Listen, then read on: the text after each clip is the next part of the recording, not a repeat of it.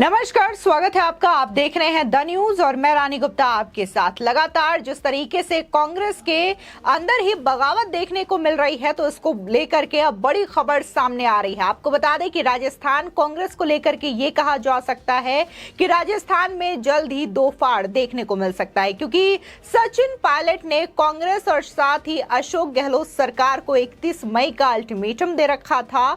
तो वहीं अब ये अल्टीमेटम खत्म हो चुका है। कहा जा रहा है कि 11 जून को सचिन पायलट बड़ा फैसला ले सकते हैं। या तो वो पार्टी से किनारा कर सकते हैं या फिर अपनी नई पार्टी बना सकते हैं। बता दें कि इस बीच कहा जा रहा है कि चुनावी रणनीतिकार प्रशांत किशोर की जो कंपनी है आईपैक, वो लगातार उनके राजनीतिक समीकरण को लेकर के खाका तैयार कर रही है। तो वहीं सचिन पायलट के जो समर्थक हैं, चाहे फिर हम राजस्थान की बात करें, गुजरात, हरियाणा, ये तमाम ऐसी जगह हैं जहां पर तमाम संख्या में सचिन पायलट के समर्थक मौजूद हैं और उनका मानना है कि अब सचिन पायलट को कांग्रेस में नहीं होना चाहिए, उन्हें अपनी अलग पार्टी बना लेनी चाहिए। कहा जा रहा है कि अगर सचिन पायलट अपनी अलग पार्टी बनाते हैं राजस्थान में, तो इससे सीधे तौर पर कांग्रेस को नुकसान होगा आने वाले समय में। इसी के साथ ही देखने को मिला था कि 29 मई को कांग्रेस के द्वारा दिल्ली में एक बैठक का आयोजन किया गया था, जिसमें अशोक गहलोत, सचिन पायलट, मल्लिकार्जुन खड़गे और इसी के साथ ही केसी वेणुगोपाल भी मौजूद थे। उनका कहना था कि हम साथ मिलकर के चुनाव लड़ेंगे और राजस्थान में जीत हासिल करेंगे। लेकिन जहां जीत की बात है, चुनाव की बात है, तो इससे पहले कांग्रेस को पहले अपना आंतरिक मामला सुलझाना चाहिए। कहा जा रहा है कि लगातार सचिन पायलट को मनाने के लिए राष्ट्रीय स्तर के जो नेता हैं वो कोशिश कर रहे हैं, लेकिन अब सचिन पायलट अपनी मांगों को लेकर के टिके हुए हैं, बेहद अडिग हैं और अब अपनी मांगों को लेकर के वो कोई भी दूसरा मौका कांग्रेस को नहीं देना चाहते हैं। यानी कि 11 जून को वो बड़ा झटका कांग्रेस पार्टी को दे सकते हैं। बता दें कि कांग्रेस के राष्ट्रीय नेता चाहे कितना ही प्रयास कर ले, लेकिन सचिन पायलट ने अपनी राह अलग चुन रखी है। उन्होंने कई दिनों पहले यह तय कर लिया था कि अब वे कांग्रेस में नहीं रहने वाले। याद कीजिए, 15 मई को जयपुर में आयोजित की गई आम सभा में पायलट ने क्या ऐलान किया था। सचिन पायलट ने जन संघर्ष यात्रा के समापन के दौरान जयपुर में 15 मई को उन्होंने स्पष्ट कहा था कि जन संघर्ष यात्रा में पैदल चलने वाले नौजवानों के पैरों के छालों की कसम, अब वे पीछे हटने वाले नहीं हैं। पायलट ने अपने इरादे सार्वजनिक सभा में जाहिर करते हुए यह ऐलान किया था कि उन्होंने अपनी नई राह अलग से चुन ली है।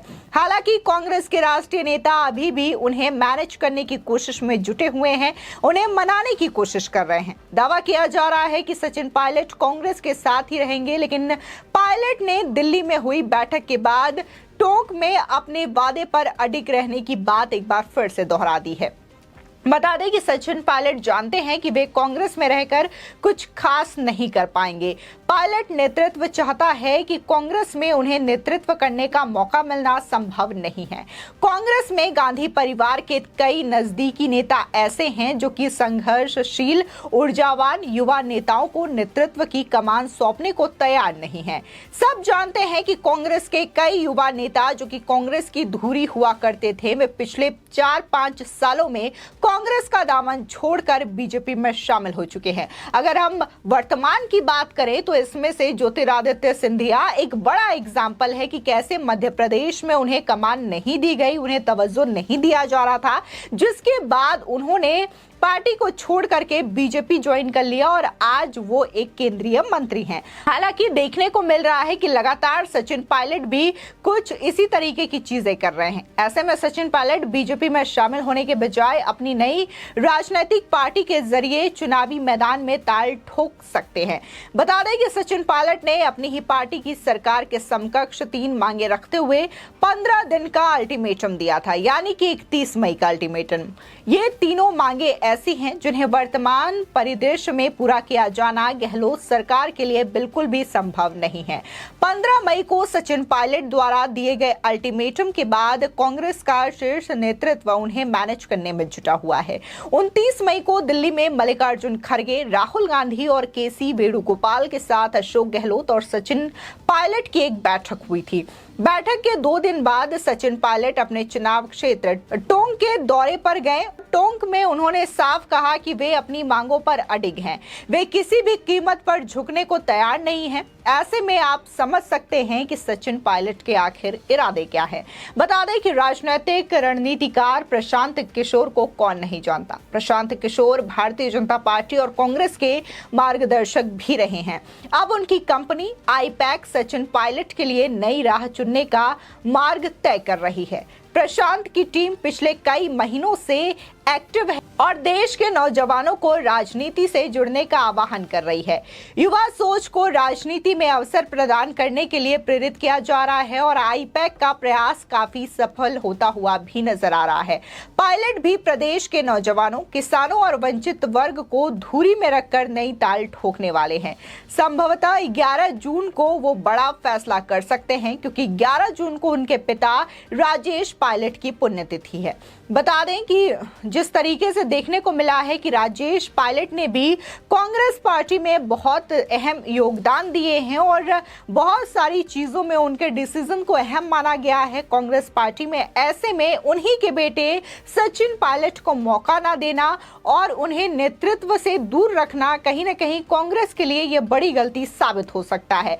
बता दें कि देखने को मिला था कि जब राजस्थान में चुनाव हुए थे तो उस दौरान भी लगातार ये चीजों को लेकर के लड़ाई चल रही थी कि आखिर सीएम कौन होगा। पहले रखा गया कि 2.5 साल के सीएम का कार्यकाल होगा, पहले अशोक गहलोत सीएम बनेंगे, उसके बाद सचिन पायलट को यह मौका दिया जाएगा और साथ ही सचिन पायलट को राजस्थान कांग्रेस का प्रदेश अध्यक्ष भी बनाया गया था। लेकिन एक बार अशोक गहलोत ने जहां सीएम की कुर्सी संभाली तो दोबारा उन्होंने इस कुर्सी से उठना मुनासिब नहीं समझा। अगर हाल ही की बात की जाए तो सितंबर में कांग्रेस अध्यक्ष पद का चुनाव होना था, लेकिन उनकी मांग ये थी कि वो राजस्थान में सीएम भी बने रहना चाहते हैं और कांग्रेस पार्टी के अध्यक्ष भी बने रहेंगे। जिसके बाद राहुल गांधी ने यह स्पष्ट कर दिया था कि एक व्यक्ति के पास एक ही पद होगा। जिसके बाद मल्लिकार्जुन खड़गे को अध्यक्ष बनाया गया और एक बार फिर से राजस्थान में अशोक गहलोत ही सीएम बने रहे। लेकिन वहीं सचिन पायलट को फिर दोबारा मौका नहीं मिल पाया। हालांकि जब से राजस्थान में सरकार बनी है कई बार ये बगावत देखी जा चुकी है। एक बार तो 2017 में ये बगावत काफी ज्यादा उठी थी, जिसमें कि सीधे तौर पर यही माना जा रहा था कि सचिन पायलट बगावत कर सकते हैं और अब राजस्थान में कांग्रेस की सरकार गिर सकती है। लेकिन देखने को मिला था कि यहाँ पर कांग्रेस की आला कमान ने दखल दिया और उसके बाद ये मामला शांत हुआ और एक बार फिर से राजस्थान की स्थिति पर काबू पाया जा सका। लेकिन अगर बात हम विधानसभा चुनाव के दौरान की करें तो अभी जहां विधानसभा चुनाव हो रहे थे हिमाचल और कर्नाटका में, तो वहीं एक बार फिर से यही स्थिति देखने को मिली थी और सचिन पायलट जो हैं एक बार अनशन में बैठे थे और एक बार उन्होंने पदयात्रा भी निकाली थी। उनका कहना था कि जिस तरीके से भ्रष्टाचार हुए हैं उनकी जांच गहलोत सरकार नहीं करवा रही है और हमने जनता से वादा किया था कि हमारी सरकार बनते ही हम इस भ्रष्टाचार के मुद्दों को उठाएंगे और जांच करवाएंगे। लेकिन अशोक गहलोत ये जांच नहीं करवाना चाह रहे हैं। बता दें कि पायलट का राजनीतिक भविष्य क्या होगा ये 11 जून को तय होने की पूरी संभावना बताई जा रही है। जिस तरीके से ये अटकलें लगाई जा रही हैं कि अब वो अपनी नई पार्टी बनाएंगे और कांग्रेस को बड़ा झटका देने वाले हैं, तो इससे जाहिर तौर पर कांग्रेस के लिए यह बड़ा नुकसान राजस्थान में होगा। फिलहाल इस खबर को लेकर के आपकी क्या राय है हमारे कमेंट सेक्शन में जरूर बताएं। आगे की और भी अपडेट के लिए चैनल को सब्सक्राइब करना ना भूलें।